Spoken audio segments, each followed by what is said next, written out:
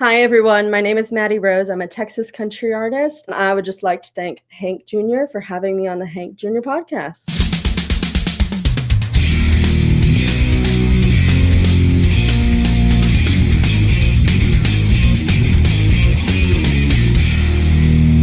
Hello, everybody, and welcome to another exciting episode of Hank's Corner. I'm Hank Jr., part of Hank Jr. Productions, where I'm documenting life's moments through photography, videography, and, of course, podcasting. I just want to thank everybody for tuning in like they always do.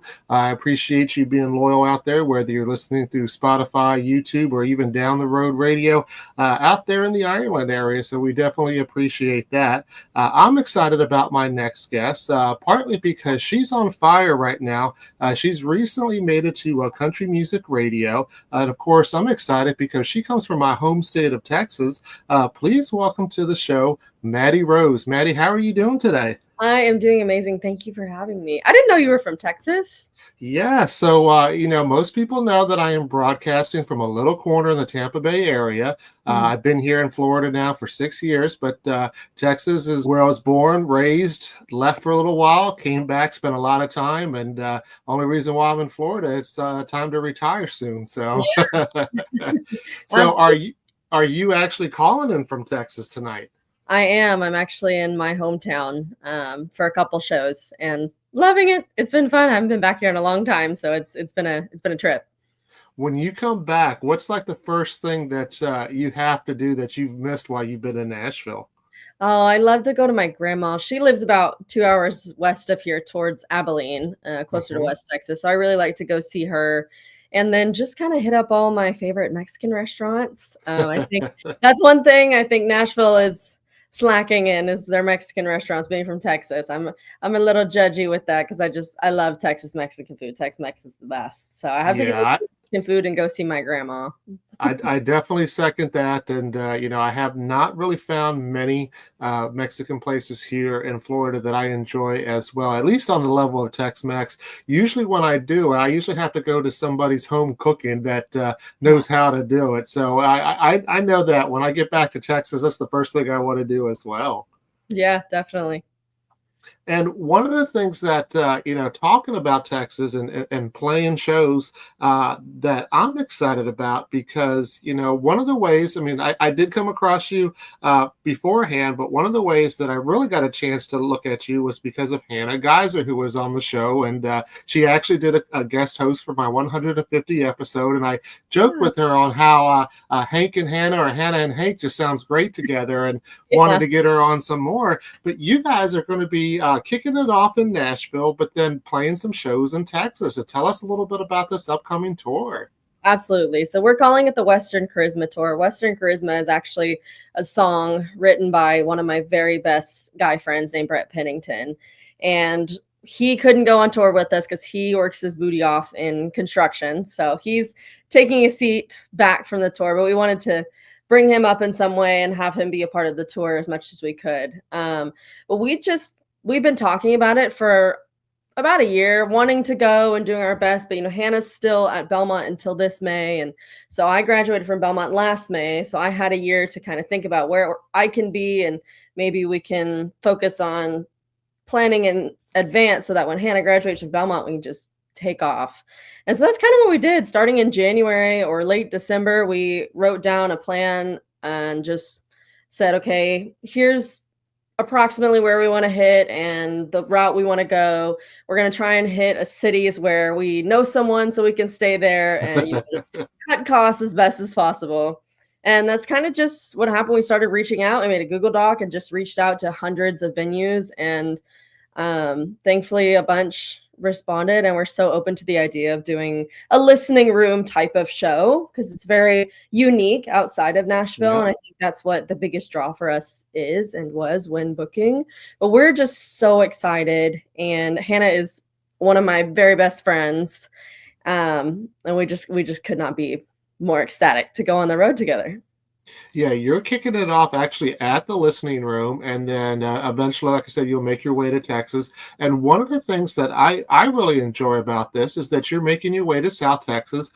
We call it the Valley. Everybody outside of Texas thinks that we're the only ones that think that there's only one valley in the United States, but we kind of say it's the Valley. Yeah. And you're going to be down there, and I think that's cool because there's a whole different culture down there when you cross those checkpoints. And I know I love hanging out there, and tell us a little bit about that, and the border towns.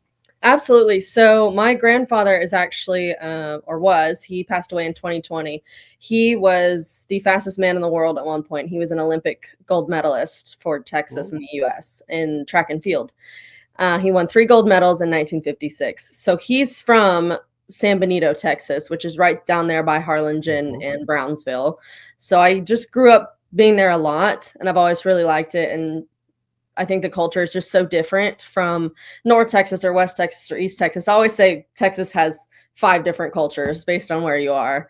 But I think I'm just so excited to see my family down there too, and really get back to part of my roots, growing up in South Texas, hearing a lot of Spanish, which influenced the way my music sounds. It creates a lot of smoothness to my sound rather than, and more of an Americana feel, I think, than more of a country feel. And I think that's where that part of my life kind of ropes into my music. So I'm super excited to bring it down there because it has always inspired me so much.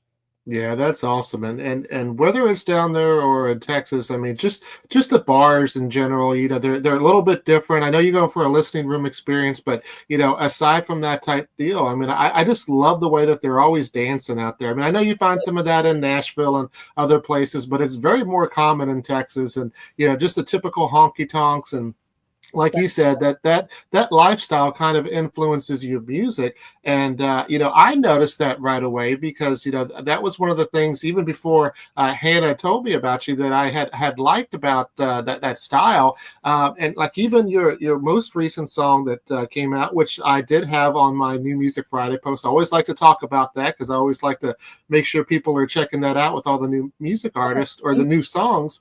But Still Gone, I mean, it opens up with a steel guitar in there, and I love that. I mean, I just miss some of that good old fashioned Texas music, because I get it, and I'm a fan of all genres of country and genres outside of country too. But I do miss the old fashioned, hardcore country, which Texas seems to still, have, along with other things out there.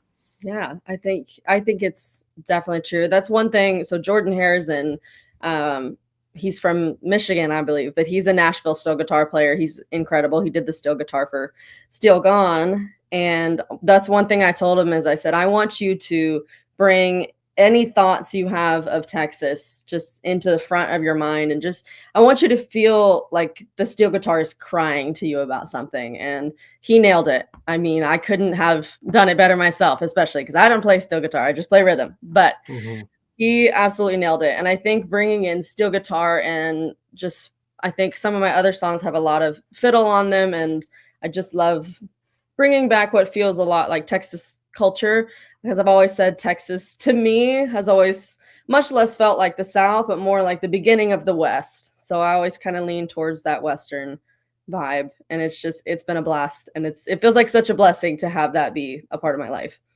Yeah, it's definitely working for you. Let's go ahead and play Steel Gone here on Hank's Corner. Yeah.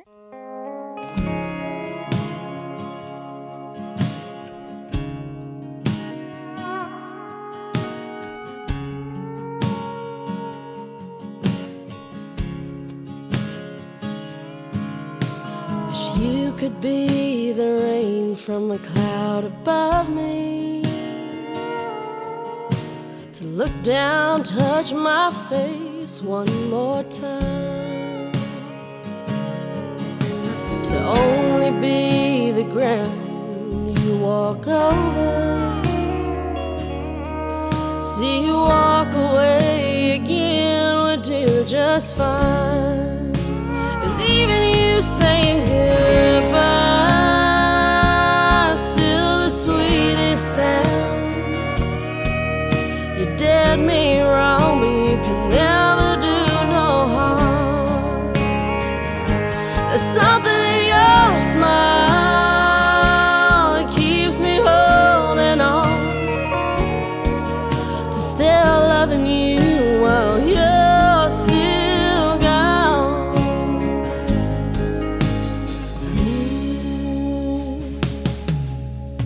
Now when we're out, you act like you don't see me. I'm happy just to know you know I'm here. You left nothing but the you leaving memory. Thank God I know your memory ain't going nowhere. 'Cause even you saying goodbye is still the sweetest sound. You did me wrong, but you can never do no harm. There's something in your smile keeps me holding on to still loving you while you're still gone. They say I should hate you for how you went away, but true love don't fade. 'Cause even you saying goodbye is still the sweetest sound. You did me wrong, but you can never do no harm.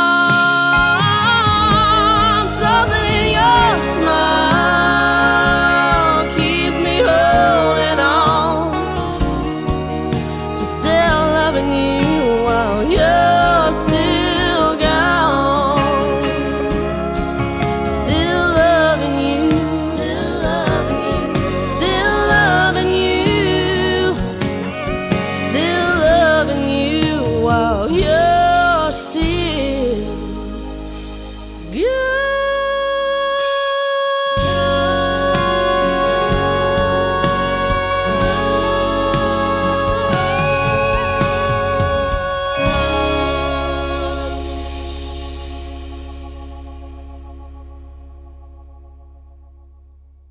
Welcome back to Hank's Corner. I'm Hank Jr. here with my special guest, Mattie Rose, and you just heard her recent song, Still Gone. And, tell us a little bit more, though, about the backstory and the part that you played in them. And obviously you talked about, how the steel guitar got in there, but, tell us about, your writing process specifically for that song and where the idea came from. Absolutely. So this song the writing process is not as typical as it usually is in the songwriter world for me. So one of my very best friends who I've mentioned a million times elsewhere is Brett Pennington, and he actually started most of the song and was playing it for me on my back porch. Just said, "Hey, can I show you a song?" I said, "Absolutely, I would love that. Please do, because you're incredible." And I just loved it. I started crying. It touched me so deeply that it's like, can I sing that? Can I help you finish that? And we finalized it within a few weeks, and we're like, yeah. We changed the key, of course, because the key he wrote it in was for a man. But we finished it and wrote it, and we just fell in love with it. And we were like, we need to do something with this. We need to record this. So we came down to Fort Worth, which I use Fort Worth Sound with Bart Rose as my production studio, and I love them.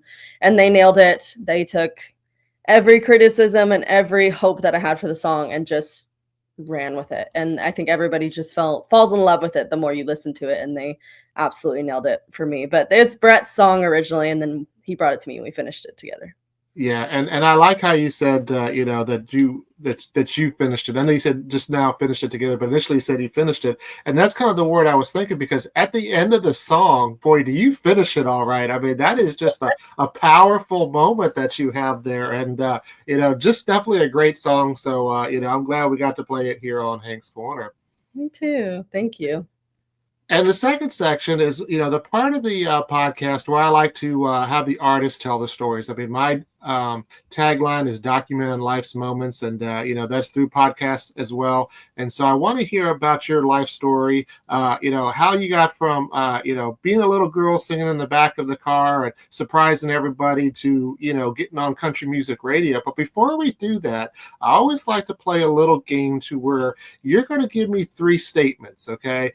2 of them true, 1 of them being false, about yourself. And as we go through the show, I'm not going to specifically ask ask questions to give it away. Hopefully not, but at the end, I'll try to guess to see which ones are true, which one's the lie. If you want to play, feel free to give me 3 statements. Yeah, I would love to. Okay.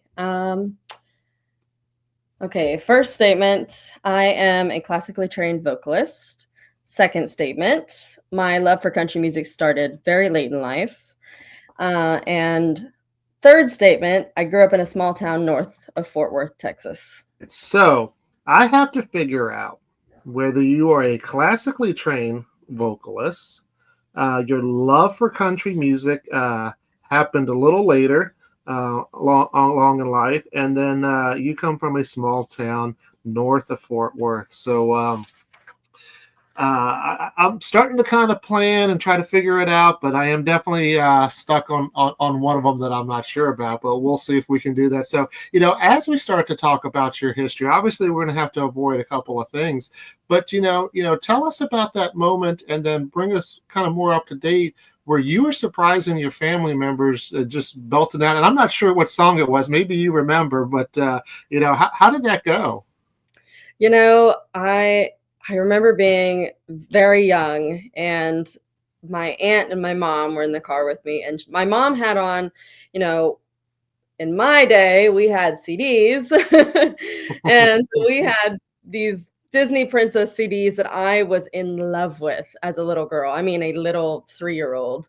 And I can remember just singing and not thinking anything of it, just really enjoying it. And my aunt turned around and looked at me and then looked back at my mom and was like, my mother's name is Elizabeth. She said, "Elizabeth, do you have Mattie in vocal lessons?"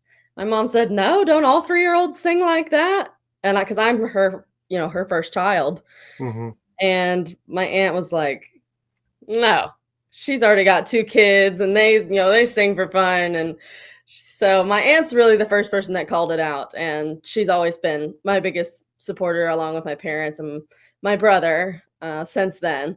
So that's kind of how it started. And I just have a very vague memory of that happening. But I think more than anything, I grew up just loving the theater and anything where I could just really get my hands dirty in the emotion of music, whether it was theater or choir or a cappella or whatever. I just wanted to do it and be a part of it. Now, turns out I am a horrible actress. I mean, absolutely terrible. My boyfriend is a wonderful actor. He's an actor, filmmaker, and director, and I am horrible. And so that's why I'm his reader, because I could never do a scene with him. He's so good. But so doing musical theater growing up in middle school and all throughout high school, I realized I better just stick with choir. So I really kind of started doing all of these crazy shows and pushing myself, pushing my vocal limits. Sometimes I would do something so dumb and it would probably hurt my vocals, but I realized how not to do it. And there were just times where I think my parents would go, "Okay, there's something here. There's something here that's not just fun. She's really passionate about this naturally." And they have always just pushed me to keep doing it and keep trying and keep being myself and pushing myself outside the box and thinking further than tomorrow with music. But I think more than anything, there's one performance. I was a senior in high school and I was in an a cappella group. It's called Remedy Acapella, and there is actually some songs out there with my solos on Spotify and whatnot. And it's very fun to go back and listen to and realize how much I've changed. But our senior performance for that group, I sang a song called Fire by Sarah Bareilles. And that's when I really realized, okay, I'm feeling very confident. I feel like I can really do this. And my parents' reaction said the same thing. And that's just a moment I'll never forget. It's the first time I really looked at myself as an almost adult and was like, yeah, I want to do this. I really want to go after this, no matter how hard it is, no matter how many hours it takes. I want to do this. And it's just been a freight train ever since. Yeah, you've been on fire ever since that song, right? And I want to talk too a little bit about the songwriting, because you do some of the songwriting, like you mentioned. When did the songwriting start for you, though? So I started writing, not really thinking about it, more just by myself, writing stuff down, not really even realizing that's what songwriting was. I was 15 or 16. I think I was 16 because I can remember driving, listening to my own voice memos in the car. Um, and so I started about 16 years old, but I didn't truly get into what songwriting is and how it works until I started at Belmont, and I realized how much people really do with it and really collaborate with. I realize it's not a solo sport. It can be, but it's so much more fun when you play as a team. And I think, especially with co-writing, my first year at Belmont, I really focused on keeping that 4.0 and doing really well in school and getting the gen eds done. So I wrote by myself. But my second year at Belmont, I really branched out and I wrote with some amazing people like Hannah Geyser and Aniston Pate and Cole Greenwald and just all these people I was meeting at rounds and out and about. And that's what you do when you come to Nashville. You play all the little rounds and you just do everything as much as you can. And that's one thing I notice is, as much as everyone has their own style, and I definitely have mine, there's nothing more fun than letting someone else's style be cohesive with yours because it creates a whole new one. And that's something I've really taken into account and been much more open when it comes to songwriting versus me at 18 years old, 17 years old was, no, I want to do it my way. Just like everything else in life, when we're all young and children, we want to do everything our way. We know what's right. And, growing up and being 22, I feel much different. And I'm much more open to new people's ideas and taking rights with younger people that have just come to Nashville, and also not being afraid to reach out to people that have been there for 20 years and saying, hey, I really admire what you do. I want to learn from you. Could I please get a write with you? I think there's nothing more humbling than just being so in awe of someone in a writer's room. Yeah, that's awesome. And, I've always found, whether it's from the writing standpoint or the musicians, when they get together and just jam, like I always find, like, how do they do that? Because I don't understand how it is possible to gel when you're coming from two different locations, that sort of thing. I mean, my mind does not wrap around it, but that's why I don't play instruments. That's why I don't sing. I leave it to the experts like yourself. So I want to play another song. I want to play Leaving Tennessee. And when we come back, I want to talk about your side business. Yeah.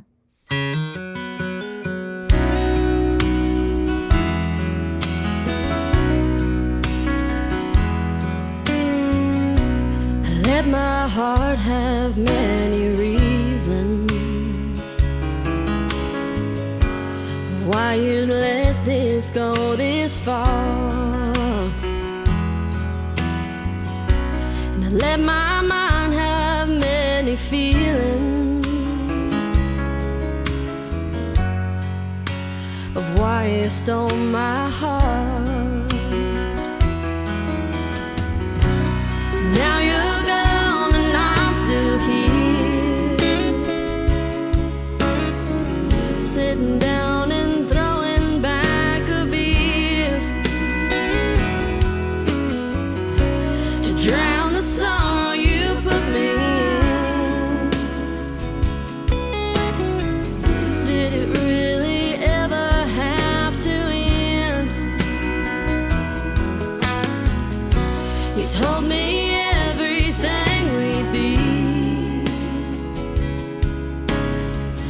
but still you're leaving Tennessee.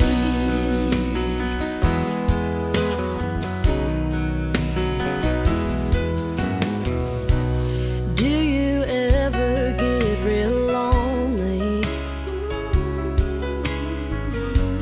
when you're sleeping by yourself? And do you ever want to be mine and nobody else? 'Cause now you're gone and I'm still here, sitting down and throwing back a beer to drown the sorrow you put me in. Did it really ever have to end? You told me everything we'd be, still you're leaving Tennessee.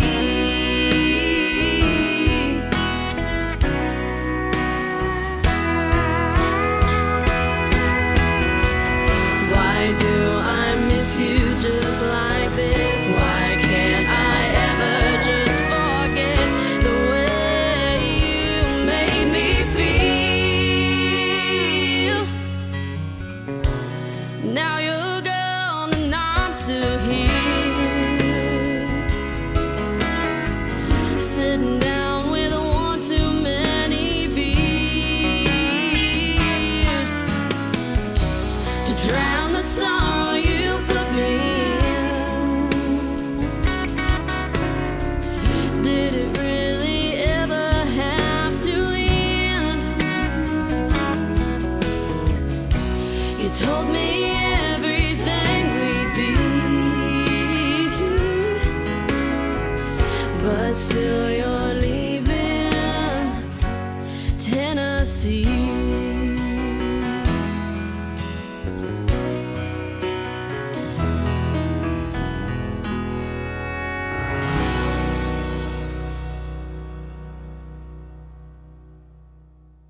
And you just heard Leaving Tennessee by Mattie Rose, my special guest here on Hank's Corner. She's a Texan, and that's not the only reason why I have her on the show, as you can tell. She's definitely very talented, got some great music, and, along with that talent, she's got some smarts. You went to Belmont, like you said, and you graduated a year early, and, you got this side business. Tell us a little bit about that. Absolutely, I would love to. So when I was graduating from high school, I have a wonderful cousin who owns a couple bars in South Texas, down there in Harlingen and Brownsville area. So he asked me and said, hey, you're going off to school. Would you like to make some, just extra cash for you to have while you're at school? So that way you're not running around only eating at the calf. And I was like, well, yeah, sure. Let's talk about it. So he said, well, why don't you run our socials between everyone? All of my cousins are much older than me because my mom's sisters are much older than her. So they said, you're the youngest. You're the most hip. I said, okay. So I started to do some research, and it really just fell into my lap at 18 years old. And so I only had 2 clients at the time, and I loved it. But then I went to Belmont, and I started taking business classes. I was a music business major, with a focus in finance, and I loved it. But it really made me realize, oh, I can do this full time. I can make money off of this and work from home by a business I've created. So at the age of 19, I just started to realize, okay, let's start reaching out to people. Let's figure out who else needs social media coordination and website design. And I just really fell into it. I watched every YouTube video there is on search engine optimization and just ran with it. And I have absolutely loved it ever since. I do a lot of graphic design, and it keeps me on my toes with social media. I will say, by the time I get to my own social media at the end of the day, I don't want to touch it. But so that's one downside, but I still do it, of course. I think one thing I've really learned, though, is that it's just all fun. You just kind of got to have fun with it. But it's taught me so much that I can take it with me on the road. And that's one reason Hannah and I can go off on this Western Charisma tour, because I can take my work with me. I work during the day, or if I need to take a meeting, she can drive, and then we switch off. And so that's one thing that's really helped, is I don't have to take time off or quit a job to also do music. So it's made it easier for me to do music because I can just take it wherever. And I love it. It makes me want to hire you, because somebody like me who's you're trying to teach an old dog new tricks, and when I don't have much time to do it, because those that do know me know that I got a different full-time job, completely different from the photography, videography, and podcasting. But not only that does it hinder me, is that because I am a little bit older, and sometimes to some extent because I'm a male, some of the trends just don't work for me, and I can't go out there and try to drum up likes and interaction for some of the trends. But as things are going on, what are some of the trends that you've seen that you've really liked and been a part of it, and ones that you just like, I can't believe people are doing that? Yeah, definitely. There are some wild ones out there that I cannot bring myself to do because I get so embarrassed and so nervous. But Hannah and I love taking real funny audios from TikTok that don't make any sense for what we're doing and using it for tour. We have so many funny videos coming out over the next month promoting our tour, and we are just laughing our butt off. And I think that's the best way to get engagement. That's what I've seen, is just making people laugh, making people want to be a part of what you're doing because they already feel like they are. Oh gosh, what's a great one? Oh, a couple months ago, Doechii, who's a female rapper, she's incredible. She's so talented. She was really taking off because her lyrics, although very avant-garde and strange, made sense and made everybody laugh, and at the same time said a lot with humor. And that trend just absolutely took off. And so she has a song out right now called Anxiety, and that's a trend right now that I've seen do very, very well. I just used it the other day for a simple 5-second video, put some words on it, and because her song is just amazing, it did very well and very good. One thing that I have seen go way downhill that started kind of in 2020 is the whole like get ready with me and watch me do this. The long form content, whether it's usually about 60 seconds plus, has gone way down, which is funny because now YouTube is like coming back in the ranks. So it's a very up and down industry. Yes, very fickle. And, I mentioned that, Hannah was part of my 150th episode. We did that with American Blonde, and, they're back up here. One of these days, we're going to have to come see you so we can get you up on the wall. Yeah. But we talked a little bit about the social media aspect, because I think they're really killing it. And one of the other things that I don't have, which you kind of have that with Hannah, is that closeness with somebody else. So having, two people to work that social media, whether it's just to even, interact with each other on camera or just to, take turns doing it. That really works. That's one of my downsides, that, I got to do everything by myself. And, a lot of the people that, I run in circles with just don't do that. Like I said, we're a little older, and social media trends is not us. But, that's one thing that I've seen, having that partner to do that. And that's great that you found that in Hannah. Definitely. She's the best. Well, I'm going to play a fun song here. I want to play Mrs. Right, and when we come back, we're going to finish it off with some fun. All right.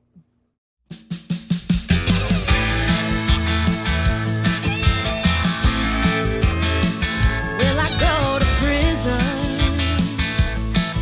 if I break a heart again? Will I sit inside a cell with my best friend? Well, I ain't done too much right, wrong, but I'm still sitting here writing this song. So I'm throwing out my love into the wind, 'cause I ain't got nothing fun to do again. Some folks might say I'm confident and kind, but I fun without this wine. So if you think you're gonna take me home tonight, better think again, 'cause I ain't Mrs. Right.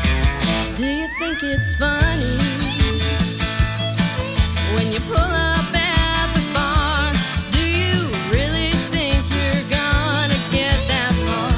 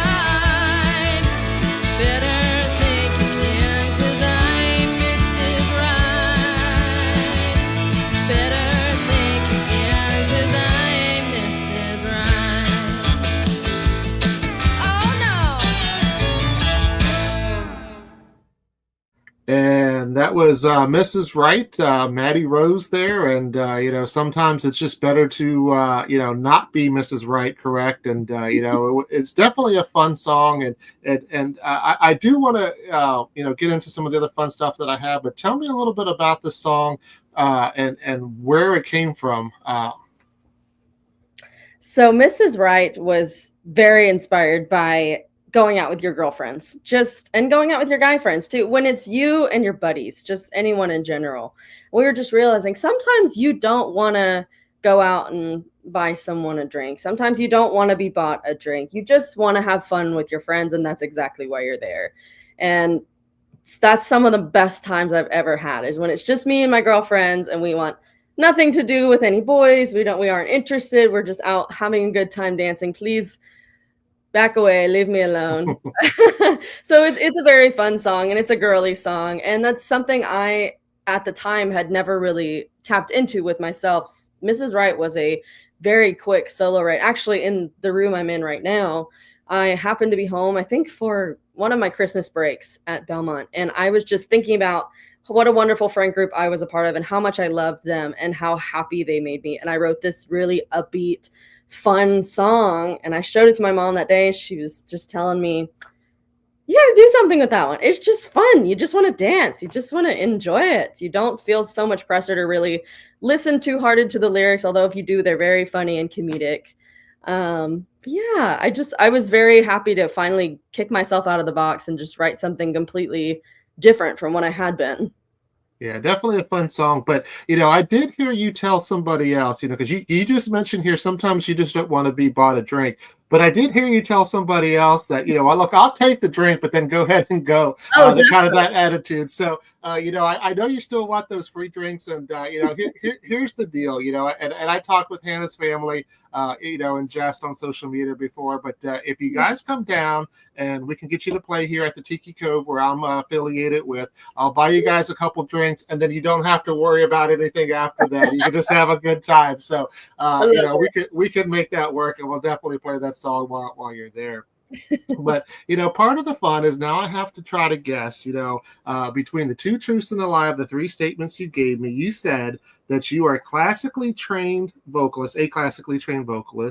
Your love for country music happened later on life, and you come from a small town outside or north of Fort Worth. So based on what I know and what I don't know, I'm going to try to use the little bit that I do know. I'm going to say that you do come from a small town north of Fort Worth.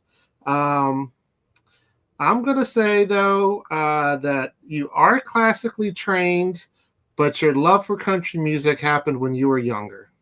You nailed it. Absolutely. All right. So I'm glad I got it right, because I've actually been doing fairly well, and I keep knocking on wood because there was a period of time I was just guessing these all wrong, no matter how much I try. But the reason why, and I wasn't sure, doing the research that I did. I know you like country music, and I know you like some of the greats, and I want you to tell us a little bit about some of the people that you like, and like do those people? I mean, obviously they influenced you to play music and be a musician, but do they influence the way you write and actually play the music as well? Absolutely. My all-time favorite and biggest inspiration since I was 8 has always been Patsy Cline. She is my all-time favorite, and I think the simplicity but in-depth emotionalness of her music was such an influence on me that I realized you don't have to be too specific or say a bunch of metaphors to tell the truth and to get your point across. And I think what I really noticed with her music is that the reason her music worked so well and is so beautiful is because she said exactly what was on her mind. And I think that's something we can miss a lot of the times because we don't want to be too vulnerable with music. But she was so vulnerable that it worked amazing for her. And I think I see that in a lot of people nowadays. Like one of my favorites right now is Belle France. She's just up and coming. I mean, she's playing the Opry. She's from Mississippi, I think, but she is absolutely incredible. And she brings in that classic country as well. And I have always wanted to have that classic country feel while modernizing it. So I don't fit closer to pop country. Although I love some of the pop country, I fit closer to 90s or even further back. And I love Patsy, and I've always loved Keith Whitley. I think those are the two that really have always felt like I could always listen to them. I've never had one of their songs on and skipped it. I don't think I could. I don't, at least not that I recall, but I love them, and especially with, instruments like steel guitar and twin fiddles and a lot of keys. I have a song coming out with a lot of keys at some point this year, and it's very old school, and I love to bring that back because I think people already love it, and it's something they're missing. Yeah, definitely. And like I said before, I mean, I love the pop country and I love some of this other stuff that's out there. But I don't want to lose the old time country. And people like you just keep it coming. We've had people that do the country and western on the show, and I keep telling them, don't lose that. If you want to do a little some dibble dabble with the other stuff, that's fine. But please don't lose some of the stuff that a lot of people just can't do, and you pull it off just well. And, one of the other fun things I did want to talk about real quick, I went through your social media and I saw that you got to go to Ireland not too long ago. And it's been a few years. I mean, we're talking back in 2008 since my wife and I have been over there, and we've been dying to get back for a very long time. But tell us a little bit about that trip, because I know Ireland is fun, but I want to hear how much fun you got into, even if we have to, say it offline. Oh my gosh, I had such a blast. I have come to terms with, so we started in England and went to Scotland and finished in Ireland and just had the best time. One thing I noticed, Scottish people are very Santa. They're very jolly, they're very fun. English people are very similar to general Americans, but Irish people are like the UK version of a Texan. They are so sassy and so fun, and they are so sarcastic. And I just picked it up immediately. It's like, oh my gosh, you sound like my mother. And I love it. I could not relate to you more. And once you give them the sarcasm back, they respect you forever.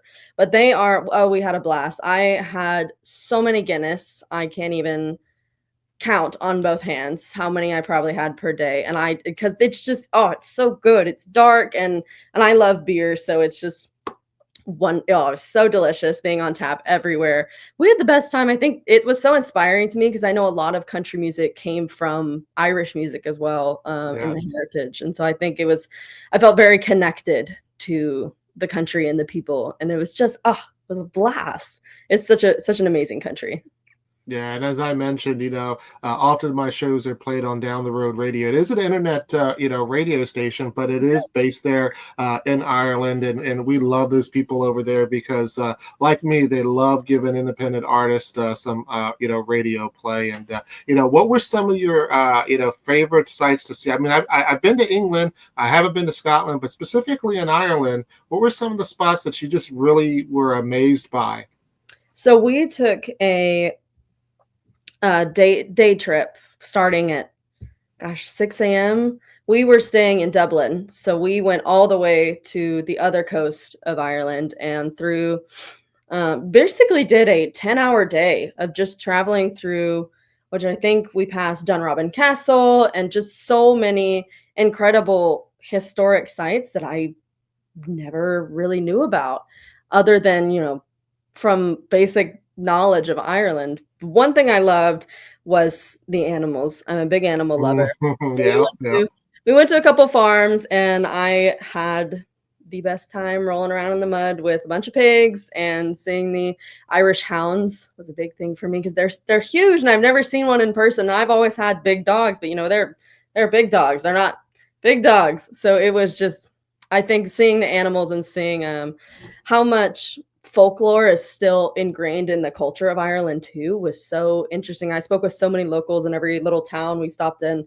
I can't remember all the exact names of the little towns. They were little towns, but everyone I spoke to, just there's still so much of their heritage within their daily life. And I think that's something we can miss a lot of the times in America. And I was just so inspired by it. And I came home and must have written 3 or 4 or 5 songs, just feeling the magic of Ireland, because it is nothing but magical. Yeah, it's definitely a great place. I can't wait to get back over there. And when we did it, we had a little bit more time, it seemed, than you did. We did a counterclockwise tour, started in Dublin and went up to, Northern Ireland too as well, all the way back around the coast, and just had a good time doing that. So, maybe one of these times we could actually coordinate and be there at the same time. Who knows? I would love that. But, like I said, I haven't gotten the opportunity to see you yet, other than what's on social media. But should somebody come to a Mattie Rose performance, and in this case, too, with, Hannah going to be tagging along with you, what should they expect? Yeah, I think at a Mattie Rose and Hannah Geiser performance, that's what's coming up for the most part. You're going to hear a lot of Patsy Cline and Loretta Lynn and Amy Lou Harris and Keith Whitley, but you're also going to hear the songs that inspired us to write new songs, which we usually play one right after the other.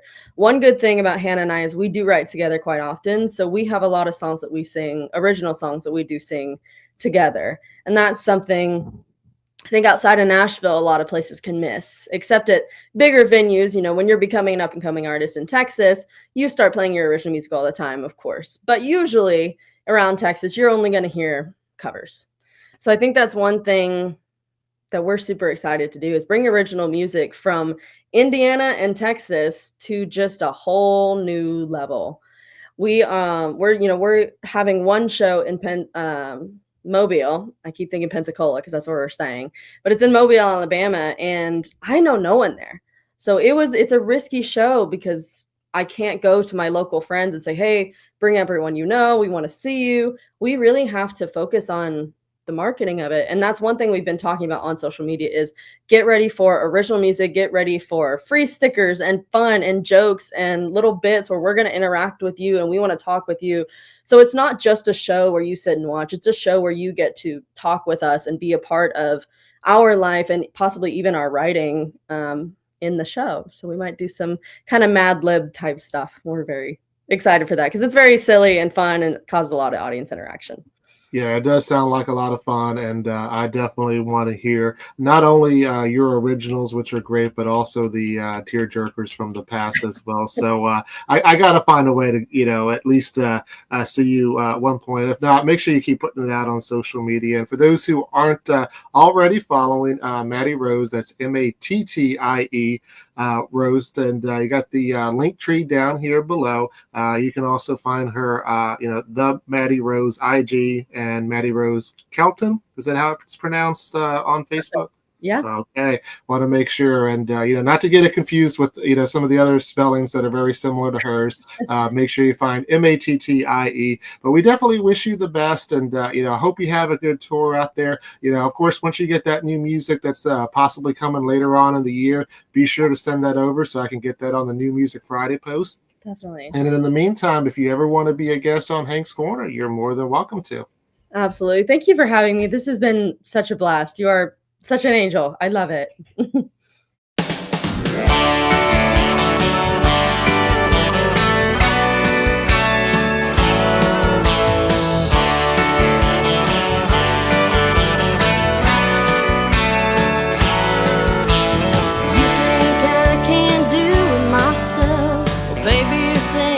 Someone else, and you're just blind to the girl you're dealing with.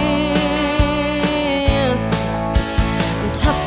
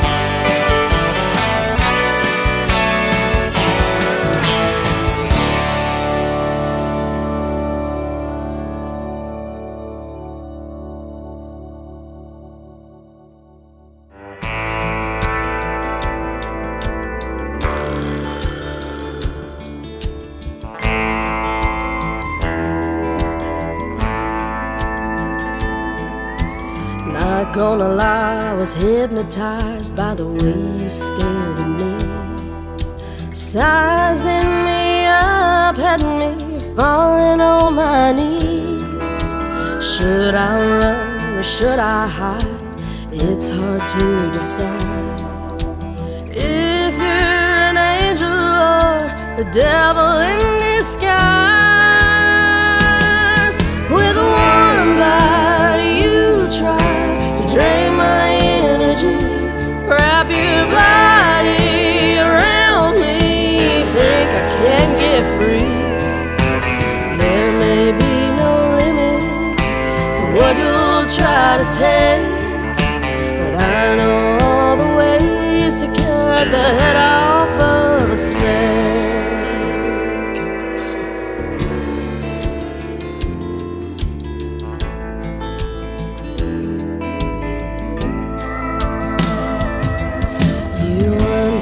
Underestimated all the times before. I've been manipulated, but I won't be anymore. You might think I'm innocent, but don't get it confused. I've been the victor and the victim, and know just what to do. With one bite you try to drain my energy, wrap your body around me, think I can't get free. There may be no limit to what you'll try to take, but I know all the ways to cut the head off of a snake. You won't see it coming, but you damn sure gonna know. So heed my final warning before you get too close.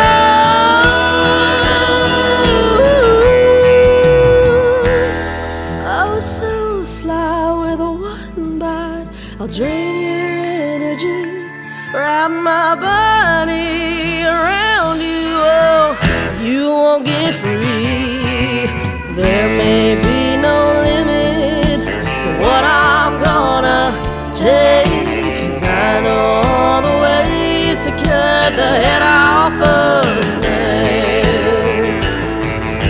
And there will be no limit to what I'm gonna take, 'cause I know all the ways to cut the head off of a snake.